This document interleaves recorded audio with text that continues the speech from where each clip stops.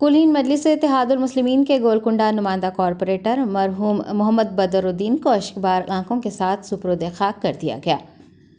गोलकुंडा के नुमाइंदा कॉरपोरेटर मोहम्मद बदरुद्दीन कल्ब पर हमले के बाद गुज़िश्ता शब इंतकाल कर गए। चारशंबे को बाद नमाज ज़ोहर उनकी नमाज जनाजा गोलकुंडा मस्जिद कला में अदा की गई। सदर मजलिस बैरिस्टर असदुद्दीन ओवैसी और मजलिस के अराकीन असम्बली कॉरपोरेटर्स मुकामी लोगों ने मरहूम की नमाज जनाजा अदा की और उनके लिए दुआए मग़फ़िरत की। बाद अज़ां उनकी आखिरी रसूमात में भी शिरकत की।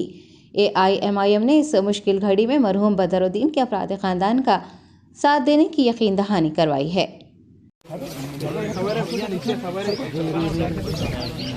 जो जहाँ है वहीं ठहरो